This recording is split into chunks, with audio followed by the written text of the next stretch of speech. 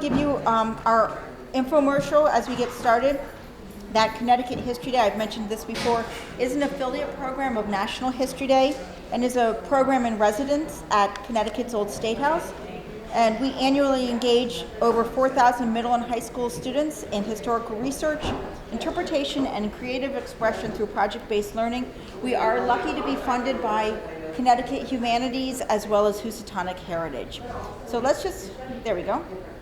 So the annual theme, for those of us who are veterans, we might be feeling a little dated this year because this is, I think in my career, one of the first times that a theme has come around again. They're rotated through so that if you have a student who starts in 6th grade, it will not come around again for at least 6 years because they will graduate high school without it duplicating the theme. The idea behind the annual theme is that it's a lens through which students can view history, and it's intentionally broad. When National History Day was first conceived of in Ohio at Case Western Reserve back in the late 1970s, it was really born out of an idea of concern for the teaching of social studies. And so the theme really is meant to be broad so that you can use this in any type of social studies class from, including American and world history. And it makes the point that the project, as Cindy said, is more than a report. It is not learning a bunch of facts and regurgitating them out. It's the analysis, and that, I think, is the key of History Day. It also means with the annual theme that you need to make students need to make a deep connection, not just using the theme words. There are 4 pieces that students really need to think about in terms of theme connection. The first is to pick a topic connected to the theme. Now, we really encourage students to explore what they have a passion for. That's really vital with all the research that's being done. They need to enjoy what they're doing. However, it does need to relate to the theme. And some schools will be like, you know what, if that's really your passion, go ahead and do that. Just know that if you're not really directing it to the theme, that's going to have an impact on how it might be judged. Cindy alluded to this, the issue of multiple perspectives, that students need to think about more than just one point of view. They need to think about the different views. I always tell students, oh yes? Would you mind using the microphone just so I don't miss anything? Oh sure, I'm sorry. No, it's okay.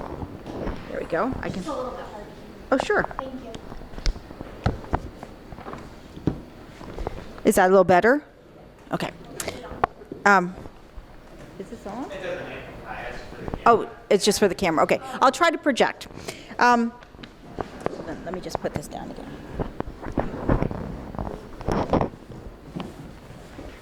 So the question that I ask students when I look at projects, and I always warn them that I'm not trying, is that a little better? That I'm not trying to be rude to them, but it's the so what question. Why does it matter? And I'm not asking them that question because I'm trying to be mean to them, but it's really to ask them, why should I care about your project here in 2022? And being able to answer that is really important for students because, again, what is the frontier? It's, if it matters today, it's important. And then the other thing that's really vital is weaving the theme into the project. As I mentioned, I've judged at nationals many years, and sometimes I'll see projects that show up at the national contest, and you look at it and you think, this has absolutely no connection to the theme. And it's probably, and actually what I think, and maybe we should turn the filming off, but what I probably think is, oh, they must have a really small program that this made it to the national contest, because it's when you see projects that have absolutely no connection to the theme. So it's really important that it's at the nexus of it. One thing, I was so eager to jump in and get started, I did want to mention these are other resources that at lunchtime we'll give out to everyone. At the back of the room, we do have some rack cards about other programs that we offer at the Connecticut Democracy Center, along with your free CHD pencil, so you can go and do research in any archive you wish. But we also have a lot of other materials here. We have our list of Connecticut topics related to this year's theme. And we also have some worksheets from our affiliates in California and in Minnesota. They always do a great job of kind of cutting things to the chase, so to speak. We also have the list of world resources that Cindy mentioned to share with you as well. So we'll make sure to hand those out at lunchtime. Frontier can really be thought of in two ways. The first is frontier as a place, thinking very much a geographical area. This theme actually would work really well in a geography class this year.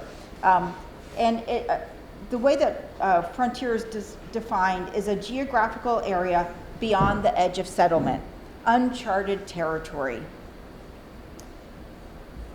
So good examples of a frontier as a geographical boundary are these, and I have to thank my colleagues in Minnesota for letting us steal some of their slides to share with all of you.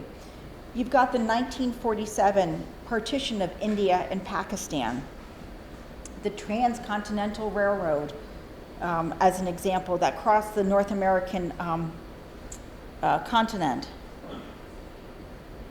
You've got the Great Wall of China built to protect the empire. And you have the Treaty of Guadalupe Hidalgo, which ended the Mexican-American War and in which Mexico ceded 55% of their territory to the United States. These four are all really, really great examples of frontier as a geographical boundary. We're going to talk a little bit about different perspectives in a second because that's a really important thing to think about this year with the topic of frontiers, but we'll hold on that for a moment. We always like to share Connecticut potential topics, and one of the ones that I'm most excited about this year is the Western Reserve. Have all of you heard about the Western Reserve? All familiar with that? See a few hands, maybe a few folks. This is a really cool topic, and this is a good example of how you would have to narrow it down. A student could not do all of the Western Reserve as their project, but when the Europeans began settling the Atlantic seaboard, nobody kind of knew how far west the land went. And so you have these very vague charters that basically for Connecticut, which was one of the colonies, gave Connecticut like all land all the way to the other coast. So there were a lot of disagreements among states about who owned what territory. And actually one of the first things that the US government had to do in early Republic era was to figure out these land claims. So in 1786, Connecticut relinquished its claims to the Western Reserve, or going west, except for a 120-mile long strip along Lake Erie, which you see here, called the Western Reserve.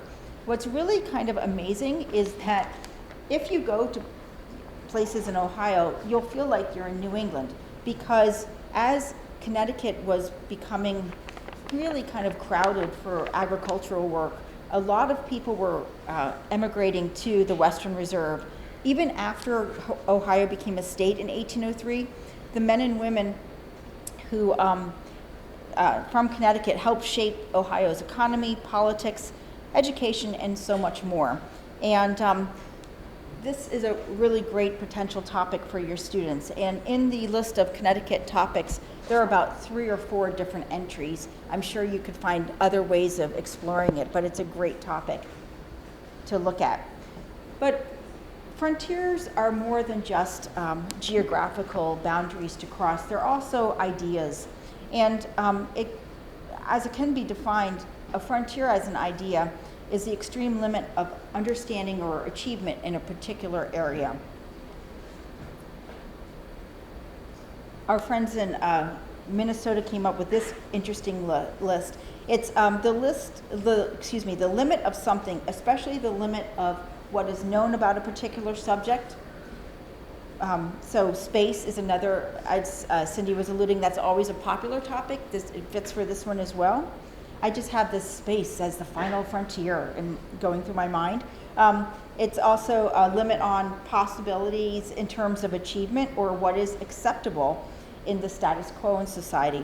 So these 4 examples, you have the discovery of the double helix in DNA, which opened up a whole new frontier of genetic medicine.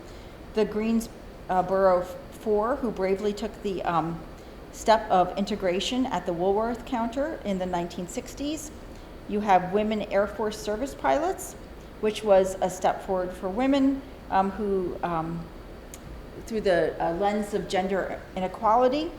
And then you have photographer Lewis Hines, who some of you might be familiar with. His work really brought to the forefront the realities of child labor into public discussion. So those are kind of 4 examples of ideas and how frontiers were crossed there. A Connecticut example would be this case, which until this year I'd never heard of. It's Cantwell versus Connecticut, and it's basically Newton Cantwell, who was a Jehovah's Witness, and his sons were going door to door in a heavily Catholic New Haven neighborhood. The men in the street who heard them got really angry, and the Cantwells were arrested for breach of peace. The Connecticut Supreme Court upheld that conviction. It was not upheld, though, by the U.S. Supreme Court, who said that while the maintenance of public order was a concern, this situation was not breaching that. And this case marked an important step towards extending federal protection to out-of-door speech and strengthen religious freedom.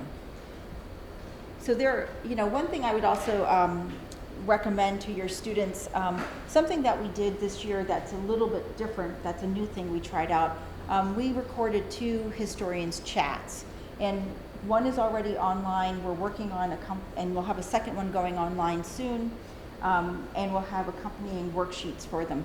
But basically, I sat down with 3 historians in each chat.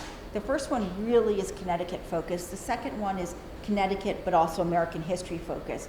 And those would make a good homework assignment to have your students have to watch them and take a look at the worksheets. The reason why we did them is to really, again, try to help a little bit more with the process. We had most of the historians have judged before for History Day, but then we also thought it was helpful for students who may be reading this. They're going to read this and they're going to fall asleep, or they're not going to read all 28 pages, but listening to something might spark their imagination. So that was just something we tried out, and we'd love to hear feedback from you if it's helpful, or if there are ways we can structure it differently for next year. People who cross frontiers are called pioneers, but think of some other words to use for it. Because I know personally, I was struggling with this one over the summer. I'm like, frontiers. I just kept getting stuck in the same mode. So for me, it's been helpful thinking about different words to use. Pathfinders, innovators, opportunists, nonconformists, entrepreneurs, explorers, reformers. And Cindy, if you could just give me a shout when Amy arrives, and I'll kind of pause where we are and then pick up when we finish up from lunch. No matter the path taken, students should be able to identify or define the frontier in the topic. It may be a geographical border, but it also may be an ideological one, but there is some sense of crossing it. A frontier didn't change history by itself. People or groups living in specific places and times acted on their own ideas and goals to change history, and students should consider all 3 words carefully when making theme connections. Something that would be really important for kids to be focusing on when they're thinking of the person is the actions that person or that group of people took in relation to that frontier. Try to keep them away from the biographical factoids, because we don't care where John Brown was born or what school he went to or the names of his children. But if we're focusing on the actions that he took, that's going to help target them better in terms of getting at that argument and proving that point, is making sure that they focus on the actions.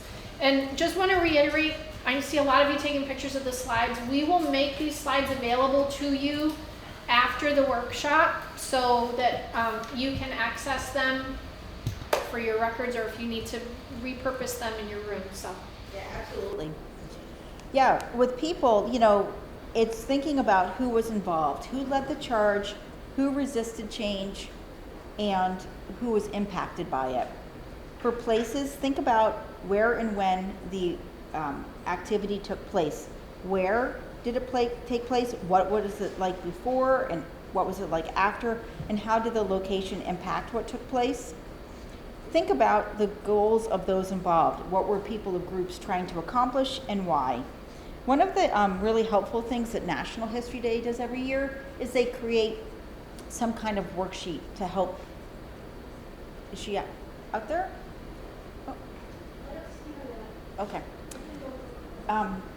Yeah, because that would be great. I told her to delay for about 15 minutes, so. Every year that National History Day, they create a worksheet, and actually Lynn O'Hara, who's the director of programs, does this. So this is this year's, it's Compass. And you can see on here that it really helps frame what students are doing with their research questions. So, oops, hang on a second. So you can see context, what historical factors contributed to the frontier. This is also in your educator's handbook. Obstacles that are faced, my frontier, what was the frontier actually that was breached? Okay, I'll just finish this up. People, you have actions, and then at the bottom are the short-term impact and the significance. In other words, the long-term impact.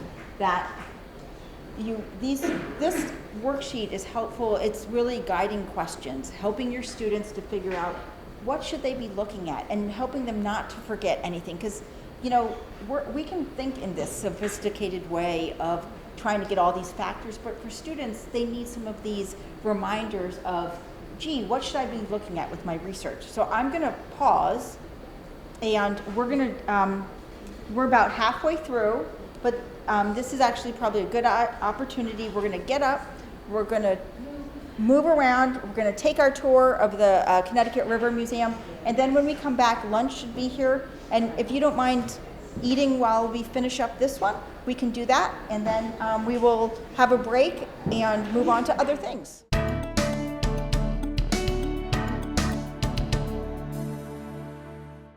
All right, so this is part 2, finishing up this year's theme. The great thing is that National History Day does a wonderful job with their videos. There's one for students, but there's also one for teachers. And we also have our colleagues in Minnesota and California who have done worksheets as well that we've shared with you that I think are helpful. They boil it down in a very concise way. But when we broke for our tour, we had stopped at this slide, which is Compass. This is really every year Lynn O'Hara comes up with clever ideas for helping your students with their research. And these are really guiding research questions. C for context. What historical factors contributed to the development of a new frontier? O is for obstacles. What obstacles caused the need to explore a new frontier?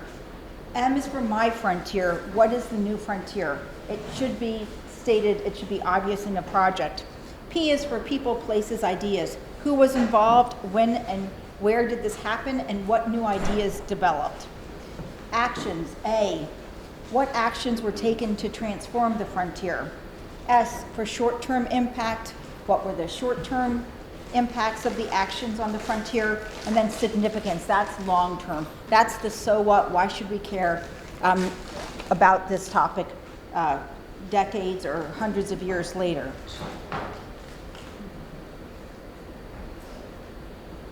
One thing that's really important, it's important every year, but especially this year, is considering multiple perspectives. Looking at just one point of view is only part of the story.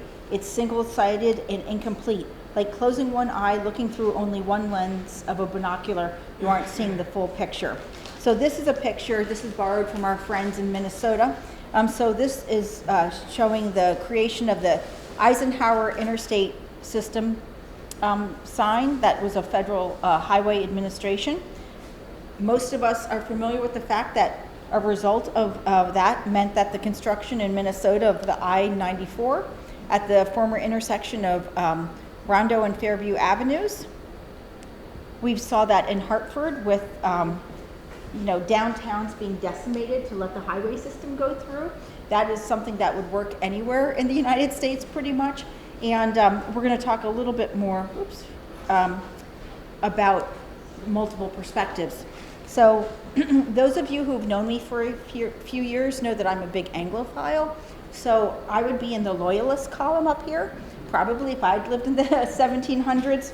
But, one thing that's important, you might be looking at this and thinking, holy moly, my students have 500 words to cover a topic. How am I going to get all these perspectives? It doesn't have to be 50-50. So if I was doing a colonial topic or a Revolutionary War topic, I don't necessarily have to have 50-50 on different viewpoints, but you do want to let the judges know that there are other viewpoints, that it's not just, I tell students it's not textbook history. When you read the textbooks, and it's very kind of this happened and that happened, but in History Day, it's almost like the History Day.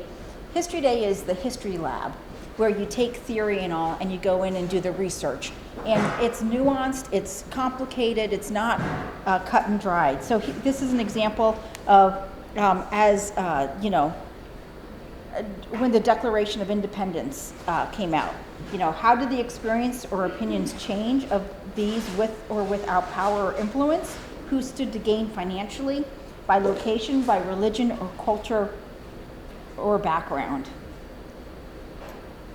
The so what determination. This is really important. I loved how you gave the example, how you've had students who've done the WWF as a topic.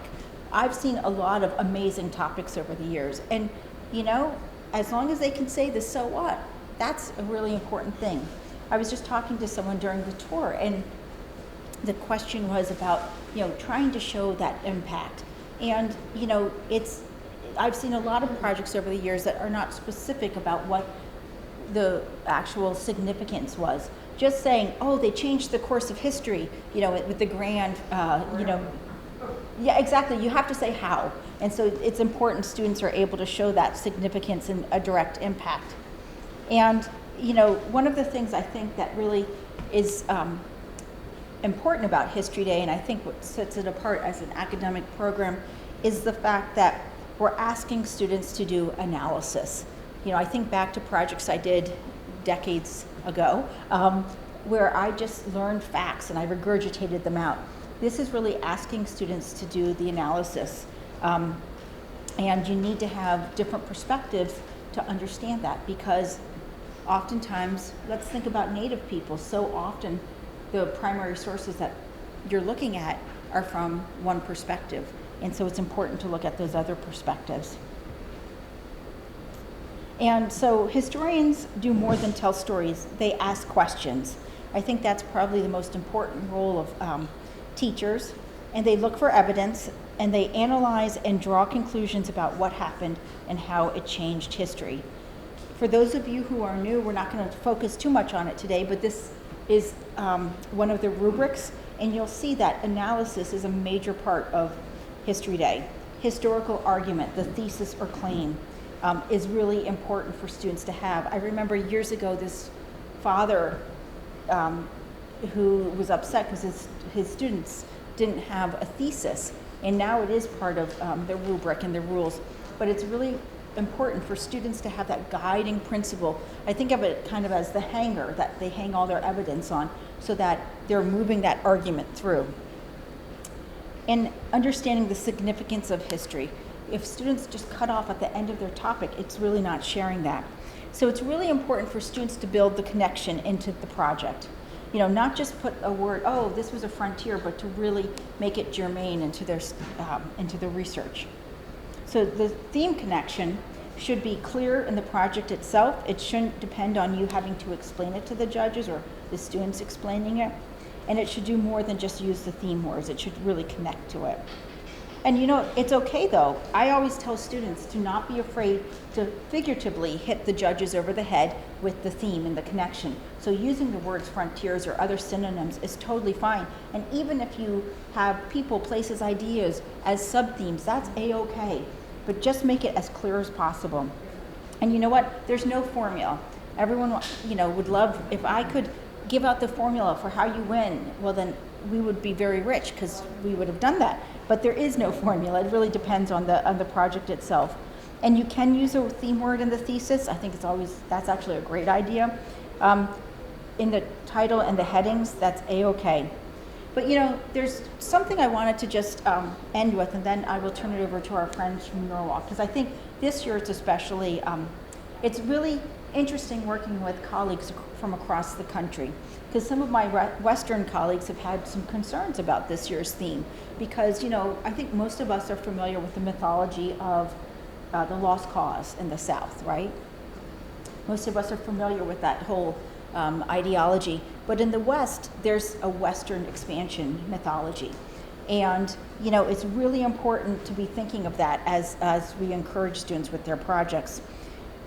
Oftentimes, you know, a word, let's say homework, that has a definition. School assignments that a student does at home. But it has a connotation, a positive or negative feeling.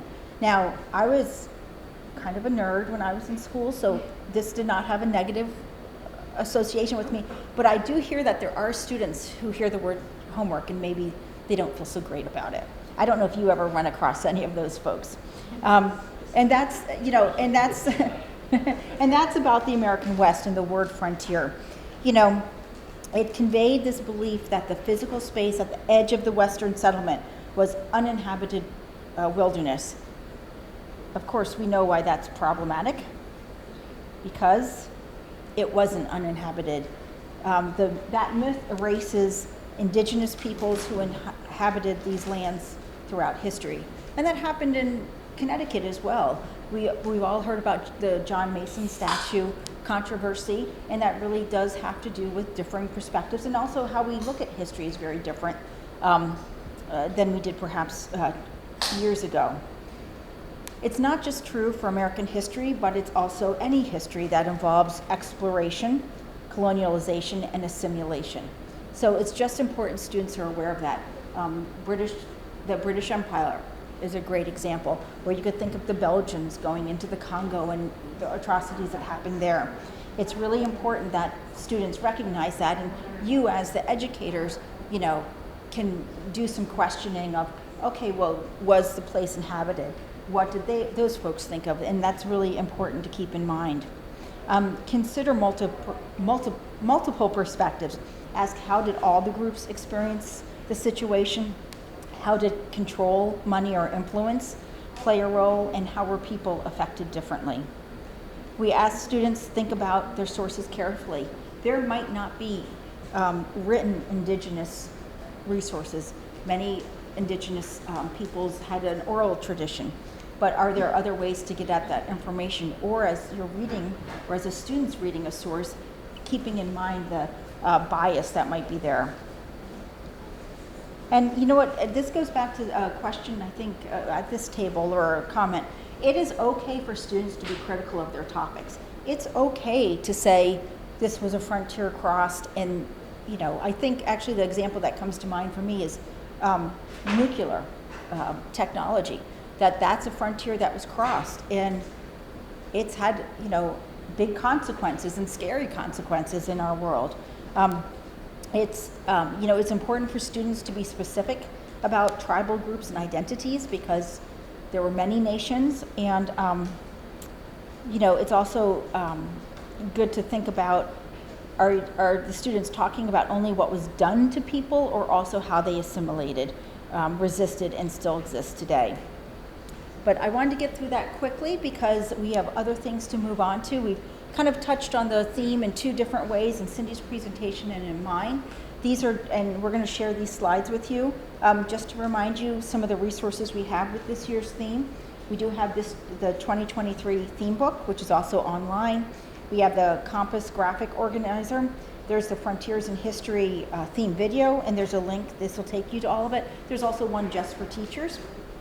On the national website, there's also partner resources, which has a great number of all kinds of history topics. We have our Connecticut history topics as well, which is really great for your class, encouraging them. And then you can find our new historians chats on our website. Our second one is going up. Actually, Rich is working on that for us. And two of our partners, Connecticut History Explored has an idea bank, and then if you, not History Explored, Connecticut Explored, I'm mixing up two things, is the magazine of Connecticut history that has idea bank. And then ConnecticutHistory.org is a really great resource that has a link that actually has a whole page on potential Connecticut topics. And it's great because if you click on an idea, it'll take you with just a little bit of a description, but they'll have at the bottom places students can go to research. The other things that I wanted to mention, and we are going to, our next session in November is going to be focused on research, but we know students will probably get started before then. So some of what we have here are colleagues over at the Connecticut State Library. We work pretty closely with them, and they wanted to share some resources. And I think a few of you have talked about the fact that you don't have libraries at your schools. And so the state library, public libraries are a great resource. And so they are able to, and you can anyone can get a card to the state library, but they have a lot of databases that students can access, which are really helpful in looking up their topics. And they are working on a web page that is basically a launch pad for History Day that will have resources. They're still working on it, so it's not complete. Go back to look at it. But they did want us to share those resources. And you know, the great thing is that they're very familiar with History Day at the State Library, and so you can absolutely call them or go in and they'll be happy to help you. And many of those folks will judge for us or are familiar with the program. So I know that was kind of a truncated two-session part of the theme, but does anyone have any questions at this point? I wanted to add, there's a really great resource in Connecticut history, and it's the Women's Hall of Fame, Connecticut Women's Hall of Fame. I could do the rest of my life doing History Day projects on that website. Another really great resource for ideas for Connecticut topics is Today in Connecticut History. It's put out by the state historian, Walt Woodward, as a book, and if you follow them on social media, they put a new one out each day, and I think I've already bookmarked 8 or 10 topic ideas for this year's theme just from what's come up on that page. So those are really great places. They're really super short articles with at least 2 links to a secondary source about information on that particular topic. So that's a fun one to follow. Another thing to consider too is most of our communities do have like historical societies, and trust me, they love because usually they're just kind of sitting there, kind of twiddling their thumbs, and lots of artifacts there. So if you can touch base with your community's historical societies, they love interacting with kids. So, and it's also a good opportunity because sometimes it tends to be senior people that are working at the historical society, and it's a good opportunity for young kids to interact in that kind of non-threatening kind of environments like that. And they can't, maybe they come to the school, or you can send you can send some kids over. So that's also another resource, is contacting historical societies. That's a great one, because I get emails from those people when they have History Day kids, and the excitement of like, guess what, Rebecca, we had History Day students come, and you know, I think Cindy touched on this before, you know, any topic, you know, national or even state topic, you can usually find at a local level, and they are really excited. And because the other thing is, most museums and historical societies see like 4th and 5th graders, or the younger elementary, because that's when they do state history. So like the middle and high school students are like this unknown, you know, vast frontier for them. And see, that's what happens when you, yes, that's what happens when you do History Day. You have the themes going through your mind endlessly. But they really get excited about working with you know, middle schoolers and high schoolers. So yeah, that's a great place to look to, and then you get that personal attention, which is really fabulous as well. And I would give a shout out to public librarians. My mom, many years helped History Day students when she was a librarian. So, any other questions? Shift gears. Yes, it is time to turn it over to our friends at Norwalk, who are super excited, can share their experience